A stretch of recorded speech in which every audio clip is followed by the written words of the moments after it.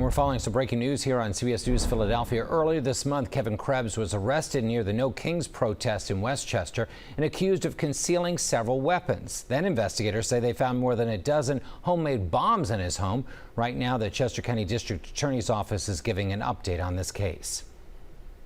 Good afternoon. I'm Chester County District Attorney Christopher Deberna-Sarobe.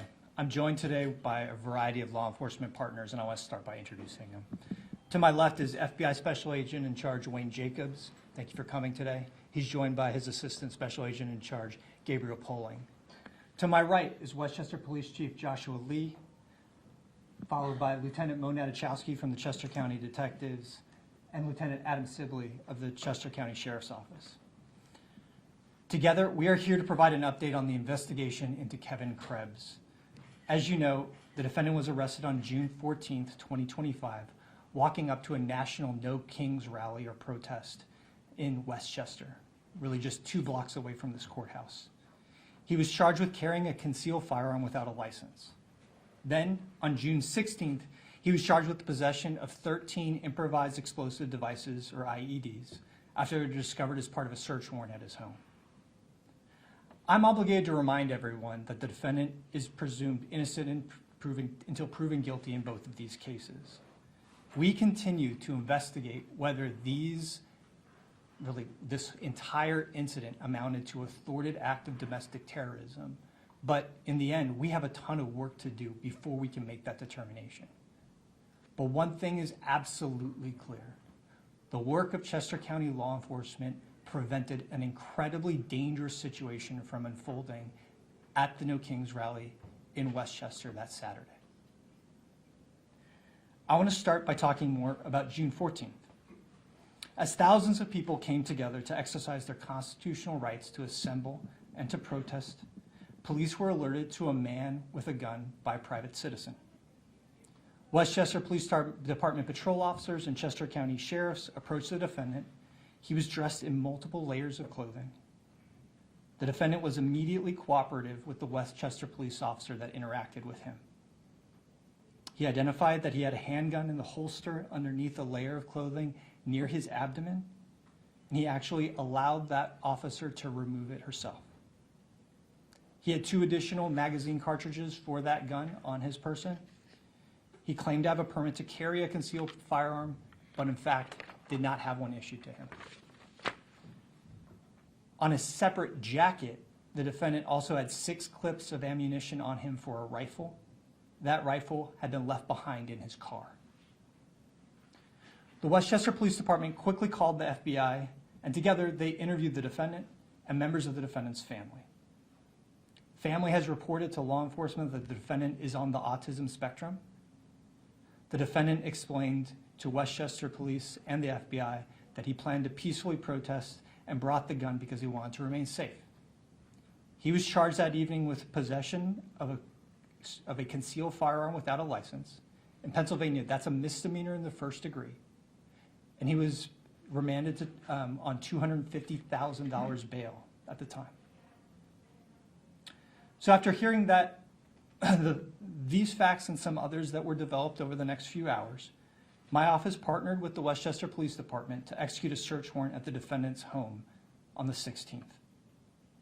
While searching for firearms and other evidence of the defendant's intent, law enforcement found what appeared to be a pipe bomb, which is a type of IED. The Montgomery County Bomb Squad was called out and in the end located 13 of them. Those IEDs were turned over to the FBI and they continue to be examined.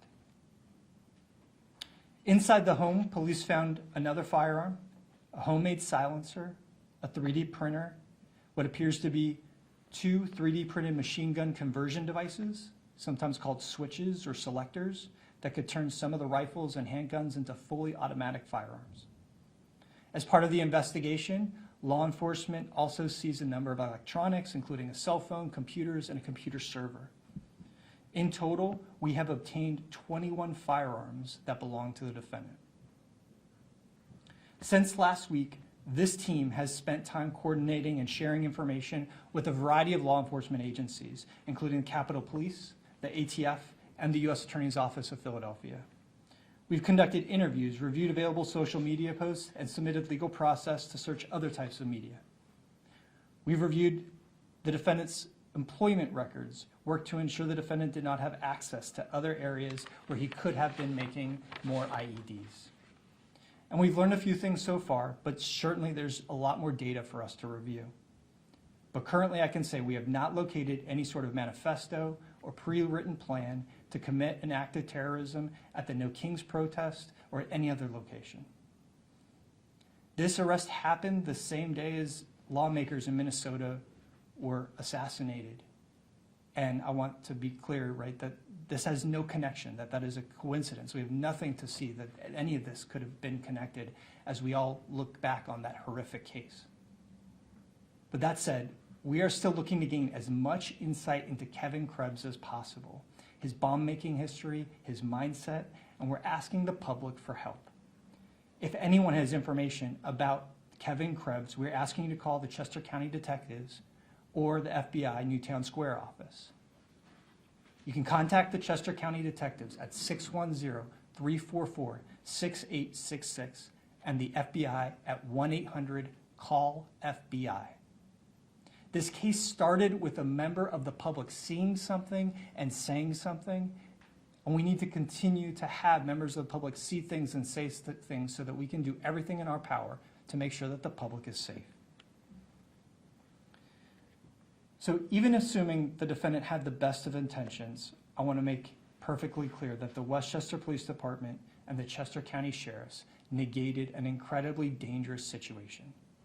Just look at what happened in Salt Lake City, Utah at the same No Kings protest the same day. There, someone who was open carrying as a protector opened fire when they saw someone, in their view, be threatened and killed an innocent protester and shot another person as a result. They've been charged. This is the sort of dynamic that was negated by local law enforcement because they took a report from the public and acted on it. Now, I want to take a chance to turn the microphone over to Special Agent in Charge Jacobs to share his perspective from the FBI. Chief Lee will make some comments afterwards, and then I'll conclude with some final remarks before opening up for questions. All right. Thank you, DA. Again, my name is Wayne Jacobs. I'm a Special Agent in Charge of the FBI's Philadelphia office. Just want to make some brief comments this afternoon and just start by thanking the partners who were here, partners who were not here. I think the response to the events on the 14th and the follow-on logical investigation are a model for what law enforcement does day in and day out, which is leverage relationships to arrive at the best potential outcomes that we can. So I do want to take a minute to recognize the Westchester Police Department, Chester County District Attorney's Office, Chester County Detectives and Chester County Sheriffs, the Montgomery County Sheriff's Office Bomb Squad, the Westtown East Goshen Regional Police, and the East Whiteland Township Police, and finally the ATF, who all played critical roles. Each component agency, each individual contributed, again, to the outcome in terms of mitigating a potential threat on the 14th. And also echoing the DA and his comments and recognizing the actions of the citizen who reported suspicious activity to law enforcement. We talk a lot about seeing something and saying something, and again, the events on the 14th are a reminder of the shared responsibility between the public and law enforcement in ensuring the security that all of us enjoy day in and day out. Finally, I just want to remark about the way forward. Again, as the DA mentioned, this is still very early on in the investigation.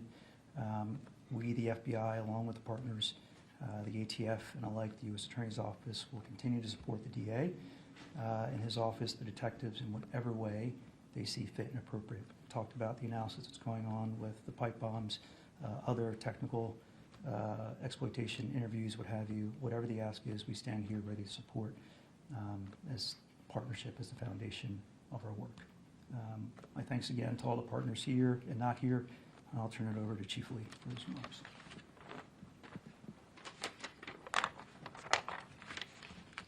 Thank you, Special Agent in Charge Jacobs, and thanks to all the law enforcement partners here. I'm Josh Lee, and I'm the Chief of the Westchester Police Department. On Saturday, June 14th, Westchester police officers were working a detail for the No Kings rally that was held here in Chester County on the steps of the historic Chester County Courthouse.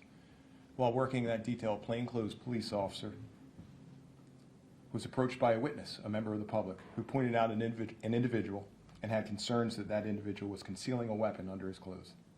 The individual was contacted by Westchester police officers and ultimately identified as Kevin J. Krebs. As you heard before, Krebs was found in possession of a handgun in violation of Pennsylvania's Uniform Firearms Act. He was arrested by Westchester police officers and was immediately cooperative with those officers. Our officers quickly determined that there was no known additional threat to the event. I'd like to take a moment to thank that member of the public. I'd like to take a moment to highlight that we have some of the best citizens here in Chester County, some of the best law enforcement here in Chester County, and this is a perfect example of how citizens and law enforcement can come together for the greater good, for the good of the community. I'm extremely proud of that resident, extremely proud of the Westchester police officers. Please remember that we all play a part in the community's safety, and like you heard before, if you see something, say something to a member of law enforcement. We'll continue to work closely with the members of the partner agencies, including the FBI and the Chester County District Attorney's Office.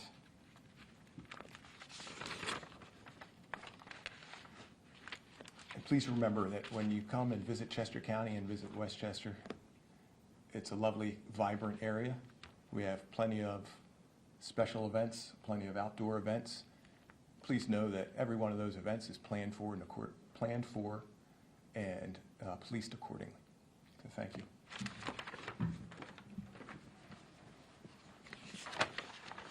So before I turn things over for questions, I want to touch on three things. First, I know there are a lot of big picture questions like what caused this? What does this say about our society? How could this happen? Who's to blame? None of us have answers to these types of questions today, and there's really a good chance that we're not going to be able to answer them. What we have done, though, is we've followed the evidence in this case, and we continue to, and we have been ruling out potential threats to the community. And I'm really proud of what this team has done to ensure public safety. Second, in the coming days, I'm certain that we'll see online commentators and social media personalities try to cherry pick facts from this press conference to score political points along party lines. Don't listen to the nonsense. This arrest is not something that can be distilled down to a social media post. It can't be fed into some short video that an algorithm feeds us online. This is a unique case. It has a ton of nuance. It's rare that it occurs, and there's a lot to work through. None of those commentators have any idea of what they're talking about. But to the extent that we do want to talk about